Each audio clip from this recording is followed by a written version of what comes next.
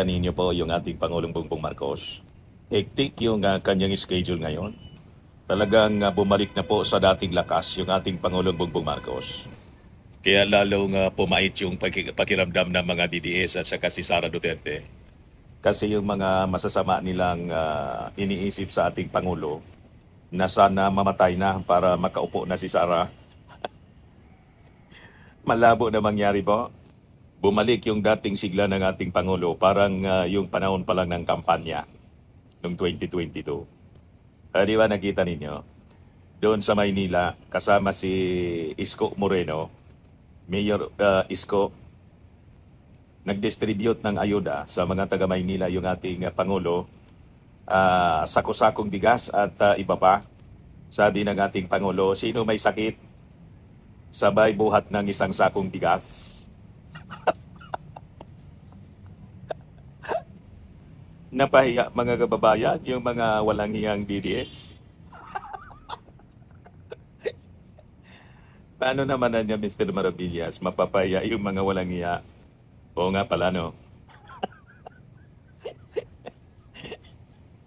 Hindi na mapapahiya yung mga walang hiya kasi walang hiya nga eh. Ang ibig kong sabihin mga kababayan, basag yung mga kasinungalingan ng mga sinungaling na malala na yung colon cancer ng ating Pangulo.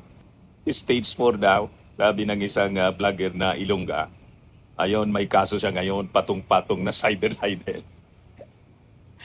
Iniimbestiga ng NBI. Ito yung ating Pangulo, mga kababayan. Buhat-buhat yung isang sakong bigas. Tuwang-tuwa si Yorme. Tapos yung mga tao doon. Di ba, mga kababayan? Ito yung ating Pangulo. Sinong may sakitan niya?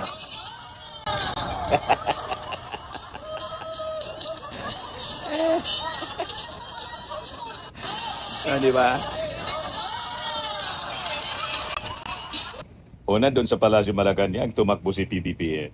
Nag-jumping jack. Pinabol yung mga reporters. Ayan na, mga kababayan.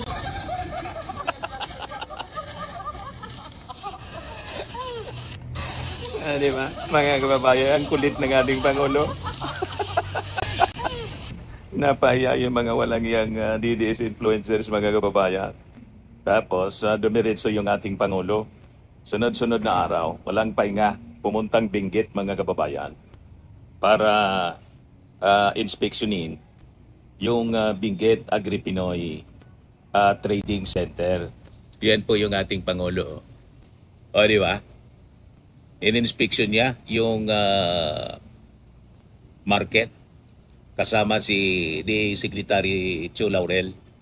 Ganyan ka-active yung ating Pangulo. O, di ba? Kaya tuwang-tuwa yung mga tao para sigurado na mababa yung presyo ng mga pagkain po. Tapos nag-distribute siya ng mga farm equipment. O, di ba? Yan, mga gulay na yan dadalhin sa Maynila. At iba pang parte ng Luzon and Visayas, Mindanao. O, di ba, mga kababayan? Kaya pahiya yung mga walang hiya.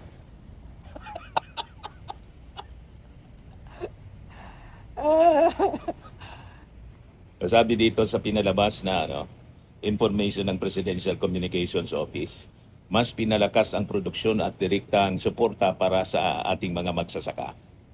Ininspeksyon ni Pangulong Ferdinand Romualdez Marcos Jr. ang Benguet Agri-Pinoy Trading Center sa La Trinidad at inobserbahan ang daloy ng post-harvest at trading activities ng mga gulay mula sa mga magsasaka patungo sa merkado. Ganon yung ating Pangulo. Hindi tulad ni Sara Duterte, puro kampanya na yung inatupag.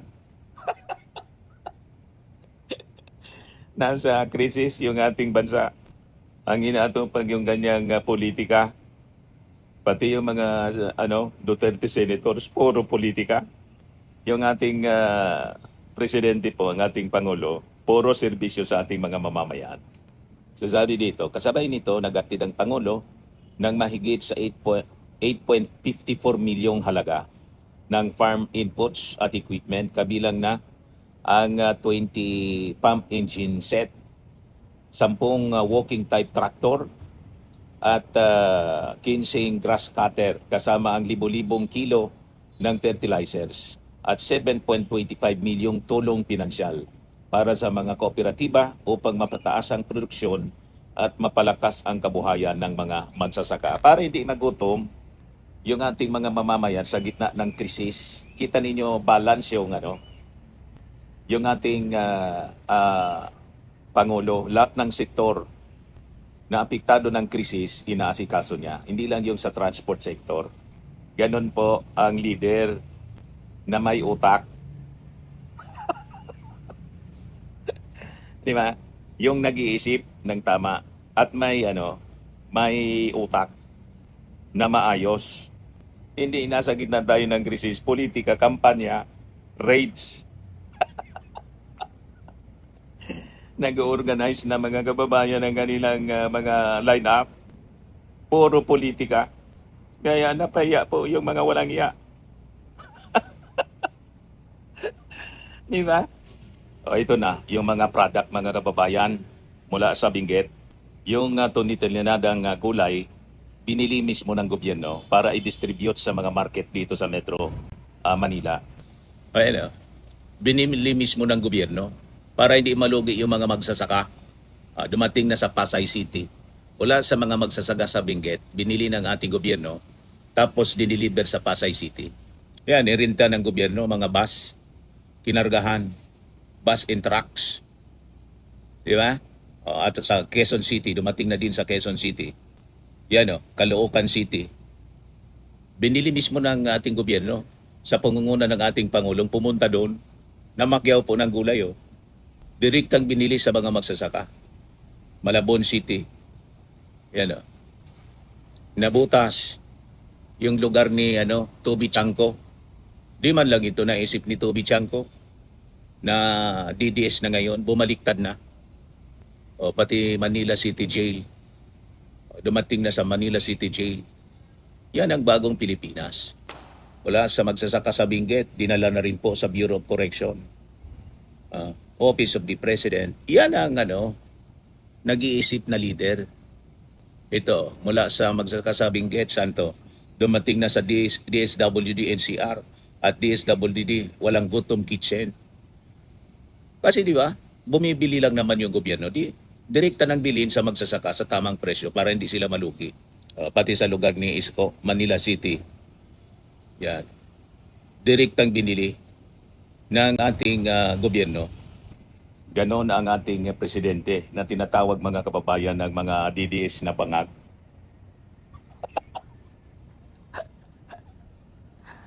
Yung sinasabi nilang leader na bangag, yan, matino kung mag-isip. Ganon mga kababayan. Kaya tuwang-tuwa yung mga magsasaka kay PBBM. Tingnan naman ninyo. Lalo ditong iiyak si Sara at mga DDS. Tuwang-tuwa kay PBBM yung mga magsasaka. Pati yung pagkarga. Sino-supervise ng ating Pangulo. Office of the President. Yan na baso. Sino-supervise mismo ng ating Pangulo. Ganyan ka, hands-on. Iyakan kayo ngayon, Ano yun, kaluluwa na lang ng ating Pangulo yung pumuntang Benguet. Pahiya po yung mga walang iyang DDS vloggers. Ito yung pag-inspection ng ating Pangulo. Ma'am, nabanggit niyo po ang high value programs. Ano po ba itong programa na ito? So, ang ating pong High Value Crops Development Program ay isa sa mga regular programs ng Department of Agriculture under the Field Operations Division. Kaya nakikita po natin nakapasok na ang ating presidente sa BOC. So, sa mga ngayon pa lamang po, tumututok tayo po ay live ulit mula sa Benguet Agri-Pinoy Trading Center dito sa Latringan at Benguet. So, Ma'am Janice, diba? ano po ba? Yes, so ang ating mga produkto po mula dito sa BABTC at iba pang mga trading centers in La Trinidad ay nakakarating po siya nationwide. So, primarily, ito po ay dinadala ng ating mga traders sa karatig na mga rehiyon, regions 1, 2, and 3, Metro Manila of course. Meron din po tayong mga tawid dagat trackers na siya nagdadala sa banda ng Visayas at Mindanao. Nationwide siya. Hindi po sa lahat.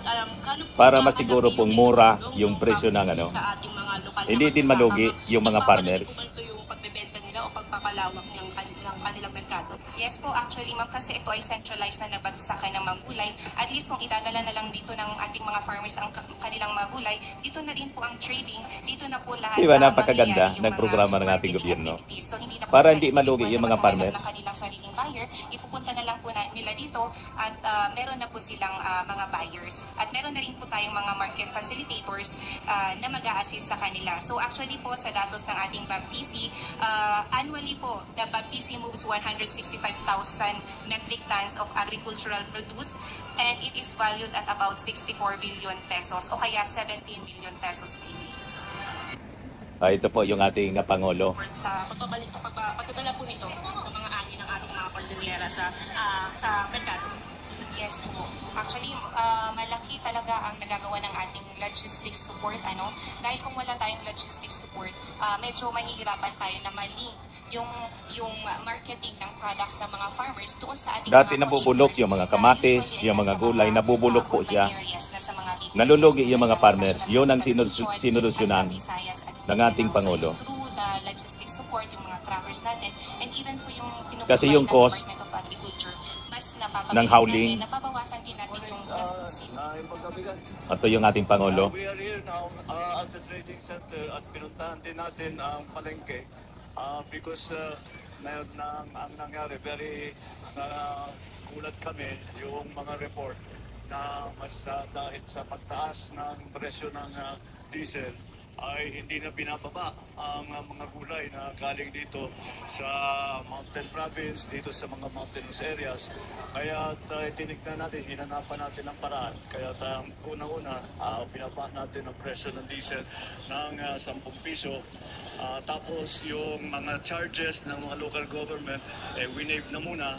Tapos tinanggal na rin natin ang toll fee sa para sa mga truck na bumababa. Yung 10-wheeler yata, 3,000 ang binabayad. Solution-oriented yung 4,000 ating ang Pangulo. binabayad. Ngayon, hindi na sila kailangan magbayad for a short time hanggang matapos itong problema natin sa pagtaas ng presyo ng langis. Patuloy lang namin ang ginagawa, pati yung mga driver na nangangailangan ng tulong, sinama namin sa tupad program ng DOLE. Di ba? Ito yung aming tulong para naman, unang-una, matiyak ang ating food supply. Pangalawa, matiyak na hindi masyadong mabigat ang nararamdaman ng ating mga farmer, ng ating mga producer, ng ating mga wholesaler, at matiyak nga na ang food supply naman natin ay patuloy para hindi tayo magka-problema dun sa presyo ng pagkain at saka sa supply ng pagkain.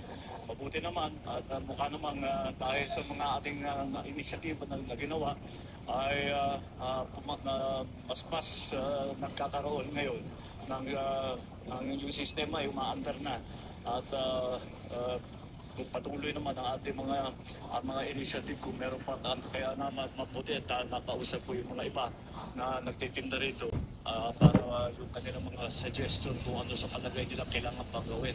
Kaya patuloy ang aming pag-aaralan, patuloy ang aming pag-monitor para tiyakin na lahat ay makakaramdam ng tulong ng pamahalaan ngayon sa dinadaan natin na problema at sa krisis na naging bunga ng giyera sa Middle East. Maraming salamat. Just like na, nanay pag-aarubigan.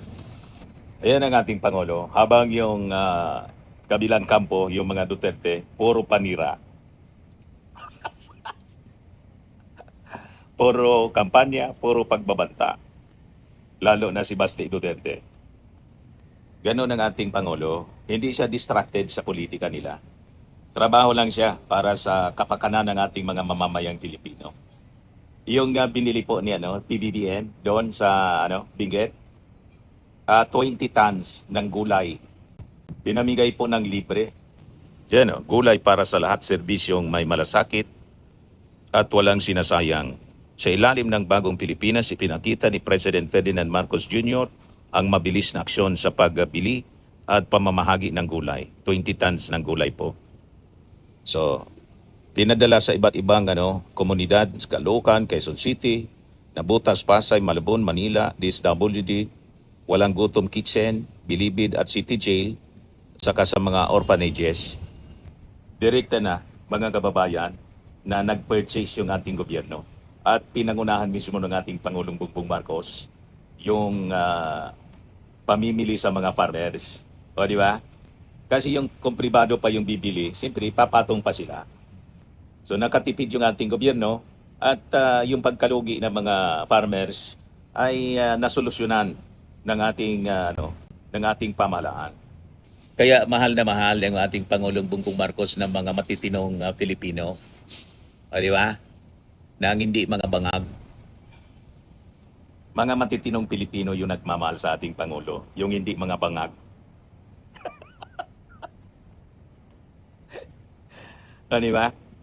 Yung totoong mga bangag, yung may mga tato. Di ba? Yung mga totoong adik mga kababayan, mahilig sa tato. Yung mga totoong adik, yung mga labas-masok sa city jail, ganon di ba ang itsura? Ikaw niya, Mr. Maravillas, Alaskador ka. Yun man talaga po ang totoo. Yung mga taong ugaling pugante.